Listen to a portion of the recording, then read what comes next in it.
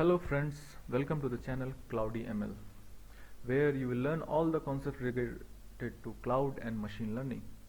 So I got requests from many of my friends that they need a concise full series of videos for machine learning for those people who are not very much from the computer science background. So that's why I have decided to make a series of video called Machine Learning for All, where we will go from the very basic level to the intermediate level, not the advanced level, only just to the intermediate level. For advanced level I'll make some other series of videos. Okay, so first thing first, I've got a feedback I speak very slow, so you can increase the speed to like 1.5, 1.75 or 2x in YouTube. So let's get started. So first of all, what's the machine learning is actually all about? In traditional computing, before machine learning came, what we used to do, we used to give some input to the computer and give it some rules, and the computer used to perform the processing based on rules and give us output. For example, I will define my rule as output equal to input multiplied by 2. I told the computer this rule and I gave the input, and computer did the processing and gave me the output as 10. But in machine learning the things changed a bit. Now we started giving computers the input and output, like 2 is input, output is 4, 3 is input, output is 6, and we will get several other rows following this relation. And machine learning algorithms are supposed to understand this rule. So here is what our computers are getting the intelligence, and they are doing learning on their own. They are able to find out the rule, the relationship existing between the input and the output. Okay, there are three types of machine learning: supervised, unsupervised, and reinforcement learning. Supervised machine learning is where we will be labeling our data set. Suppose we want to classify between cats and dogs, so we will label the images as cat and dog and train and give it to our machine learning models, mostly deep learning neural network models, and they will understand from the labels that this type of image is a cat and this type of image is a dog. In unsupervised learning, we won't have labeled data set. The use case of this can be something like when suppose there is a very big digital library, and they have thousands and hundreds of books, and they want to classify each of the book. So it's very difficult for a human to go and read each and every book and classify them.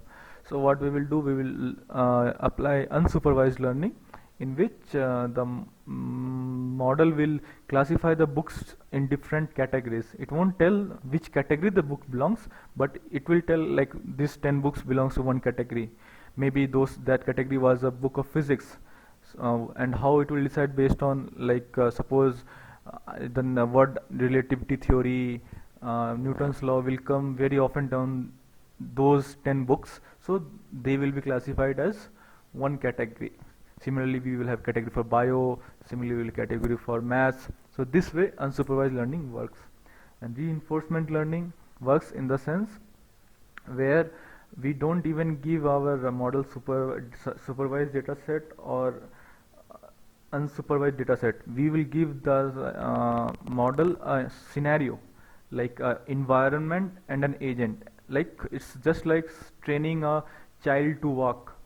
So child will try to walk, fall again, it will learn from his mistake and correct itself, keep on correcting itself, and at the finally he will learn to walk. Similarly, we want to train a robot how to work. Suppose a wall comes in front of it, so it has to turn right or left. So it will take some random decision and we will give some reward if the decision is correct. So based on the reward and punishment given on the wrong decisions, the model will understand the many scenarios. In this scenario what we should do, in this scenario what we should do, which is not possible. Like we can't do these things using a supervised learning or unsupervised learning. So reinforcement learning will have a environment and agent, and where the agent will learn many different scenarios. So we have various type of algorithm. I'm not going to go in deep of this algorithm. This we are going to explain in our course. The types of problem solved are regression and classification. Regression is like where we are going to predict some numerical value, and classification is like classifying which class this particular data set belongs to. These are some evaluation metrics. We are going to dive deep into that later. Some use cases, we have many use cases, from fraud detection to bank credit card. Some person is trying to do credit card fraud or not. Early diagnostic in medical line, like to identify the tuberculosis from chest x-ray. These are using deep learning models. Now people were trying to do a lot of analysis on the COVID data set. So this kind of stuff, face recognition, like in our mobiles we will see, we'll show our face and it will get recognized, and automatic tagging of friends in Facebook when we upload our photos. All these are face recognition. Optimization in power plant, we will optimize the power plant, we will improve the performance of power plant. Then forecasting, we will predict financial forecasting like stock prices. We will try to sometimes forecast the weather report. And anomaly detection is like something wrong is happening, which is basically like in sometimes in power plant something wrong is happening which is not normal.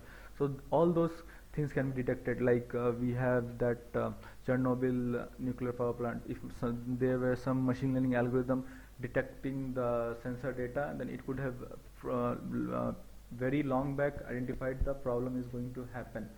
So the things which humans find it difficult to understand, this can be done by using machine learning algorithms in this anomaly detection. Then we have predictive maintenance, where we need to tell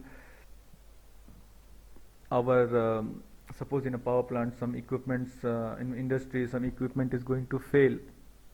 So we need to, from the beginning, like 10 days before or 30 days before, we need to tell them that this equipment is going to fail, please plan a maintenance activity.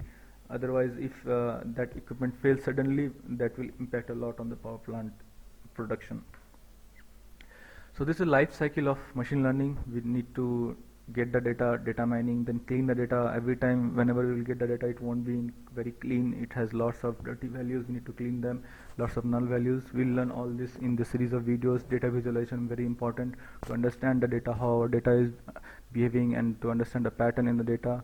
Then feature engineering, feature selection, model building, comparing the models, which model is best, and finally model deployments. I'm not going deep in all those things, but we will go later in the series of videos.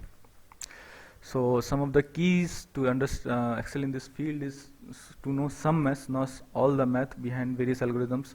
We should have a good knowledge of data visualization, very important to understand the patterns and data, and we should know how to play with hyperparameters of all the algorithms. That's the key to improve our model. And we should have some hands-on experience of cloud and big data, because generally most of the use cases we will have lots of data to play with around.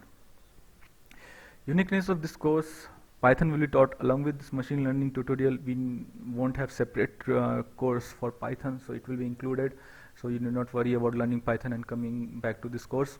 Complex math will be taught in simpler ways. We won't dive very deep. We will just give an abstract view which will be useful for you to understand and feel the algorithm.